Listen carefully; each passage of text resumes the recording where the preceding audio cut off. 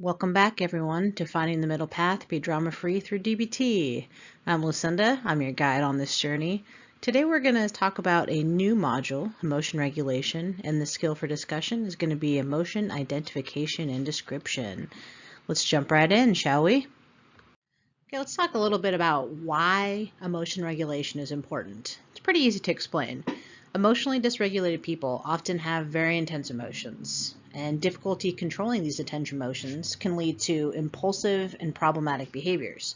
Problematic behaviors are often used as solutions to intensely painful emotions. So some examples of that might be using drugs, fighting, or yelling, just to name a few.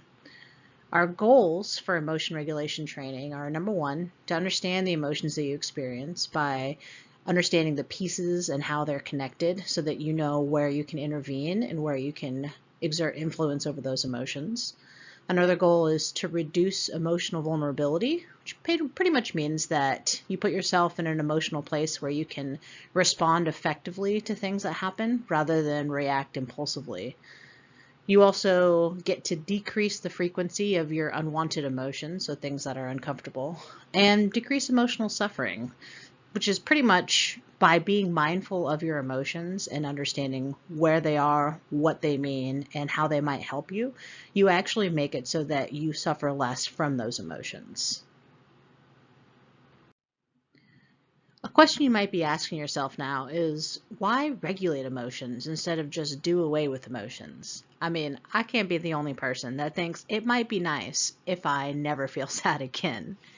Well, emotions do important things for us, one of which is that emotions can give us information, so they can signal that something is wrong or something is off. The problem then comes when emotions are treated as facts about the world as opposed to interpretations. So when you have an emotion that's giving you information about a situation, it's really important to check the facts of the situation to see if they align with what your emotions are telling you. So as an example, I used to ride the bus to work every once in a while when I was working swing shift. So we'd work at 2:30.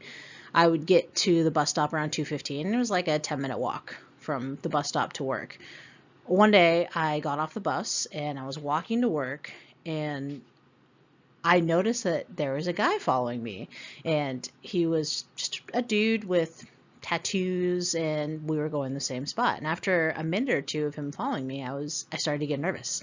I started getting adrenaline pumping a little, and I started to get kind of scared. Then I stopped to check the facts of the situation. I didn't know that was what I was doing at the time, but later realized that's what I was doing. So I looked around myself and I noticed, okay, it's the middle of the day. It's light outside. There are kids playing. If I needed to go find someone to help me, I probably could find someone to help me. I'm almost to work. And I look back at the guy, and he's not really looking at me. He's like looking at his phone, kind of looking around. Like, he doesn't actually look menacing. So by doing that, I calmed myself down a little bit. And sure enough, after a few minutes, he turned and went into a house. So he was just a guy on his way home. And I incorrectly had an emotion about what that meant because he was, in quotes, following me. So checking the facts of the situation can calm you down when your emotions are telling you something it may not necessarily be true. Another benefit to emotions is that emotions communicate to and influence others.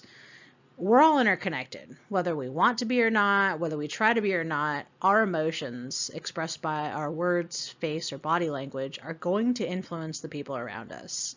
The easiest way to see this is to have an interaction with a baby.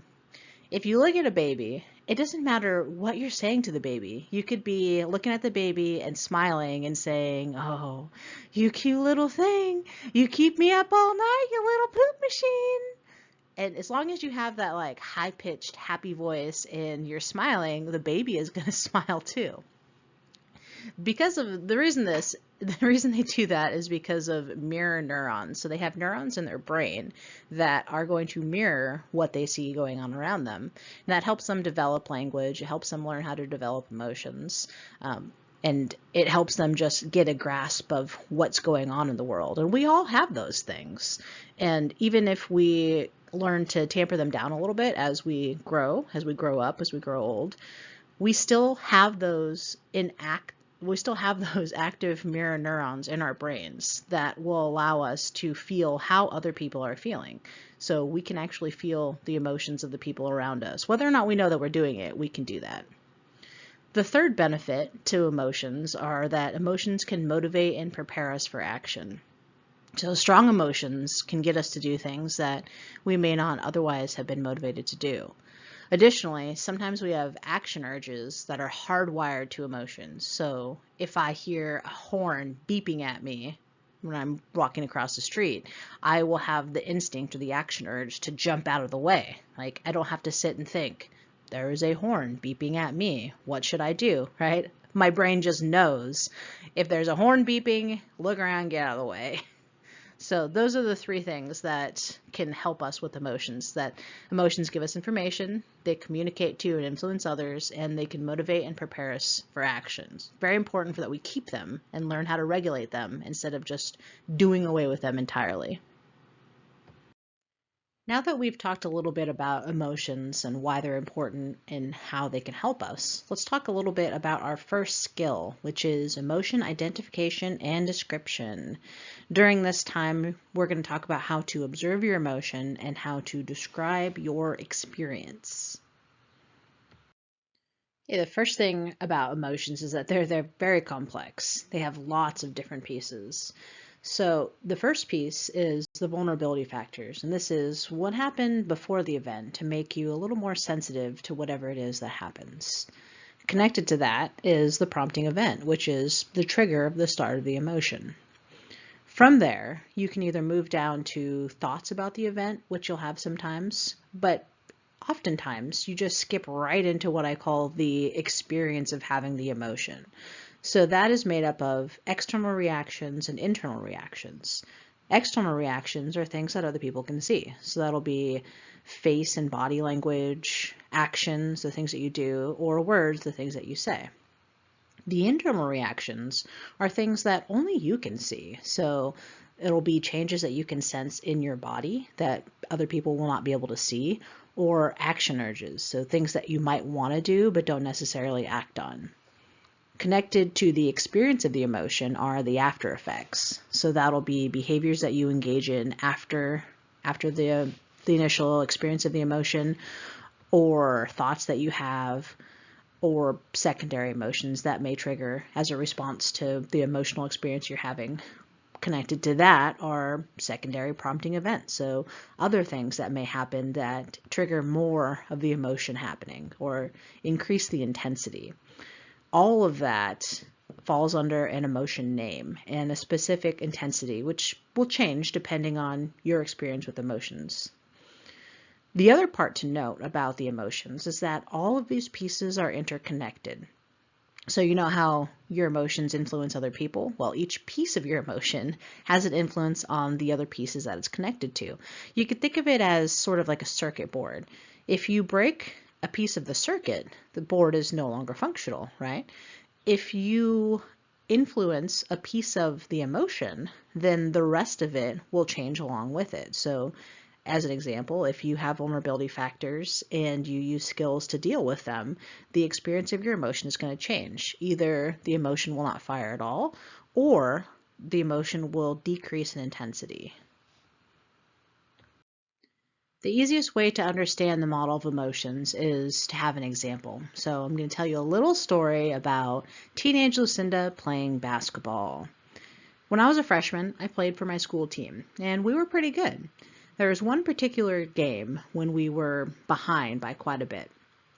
So that was my vulnerability factor, is that we were behind in the game and we hadn't lost very many games. So we're playing the game, I steal the ball, and I head down court on a fast break. All by myself, I go up for the layup, and I frickin' miss.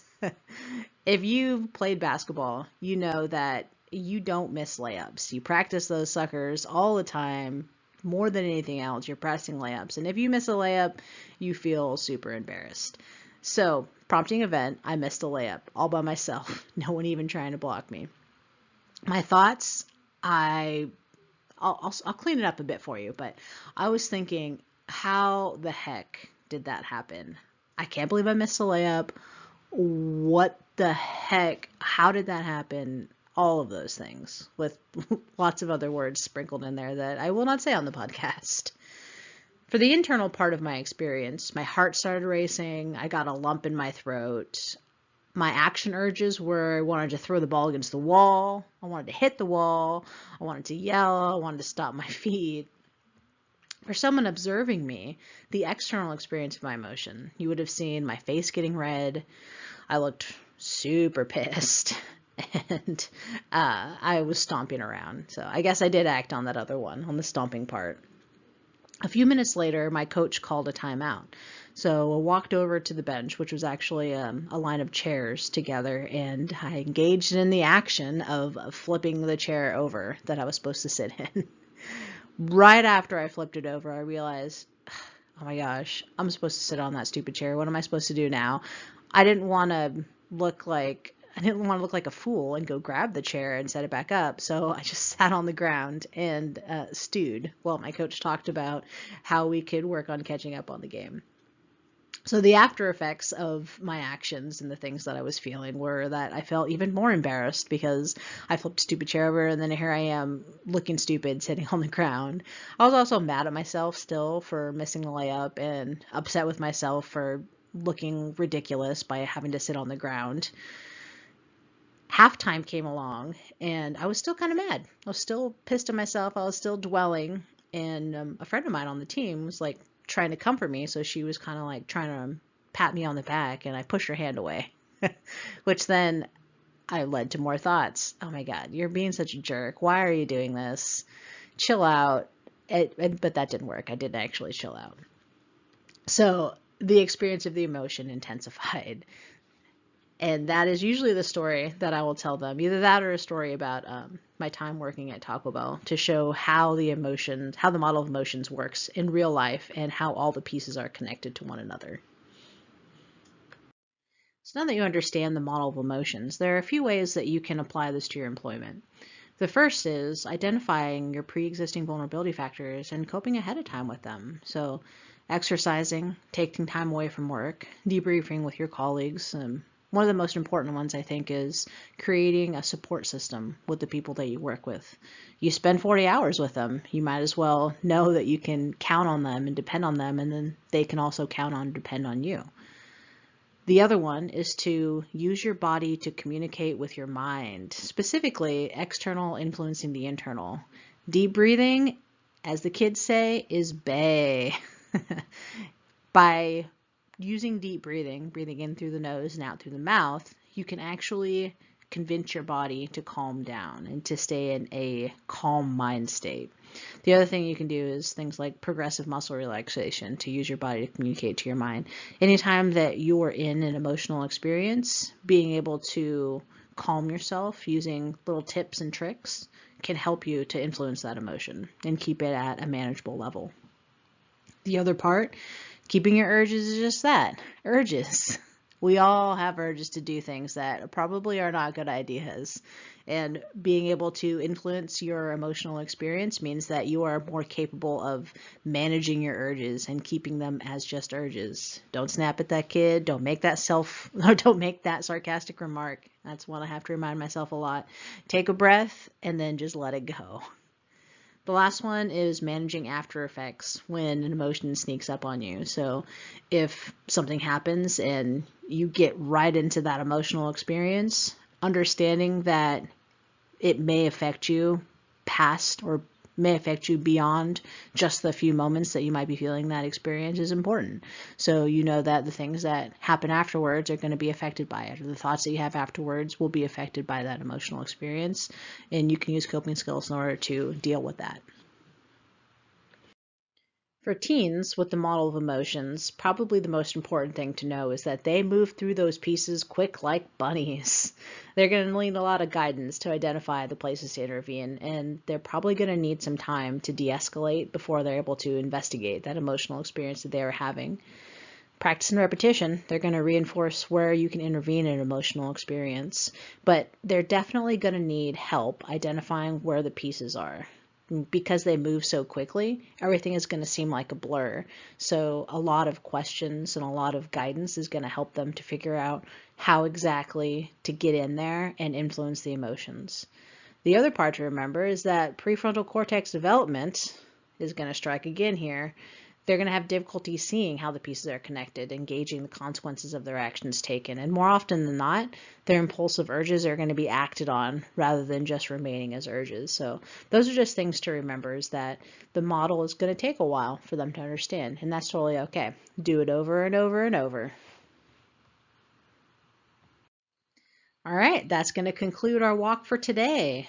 All of the DBT information that I shared with you today was taken from the DBT Skills Manual for Adolescents by Jill Rathis and Alec Miller.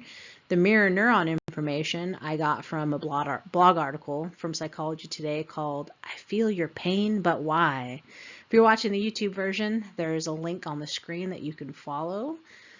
Thank you so much for listening, for taking 15 to 20 minutes of your time to learn about emotions and learn about DBT.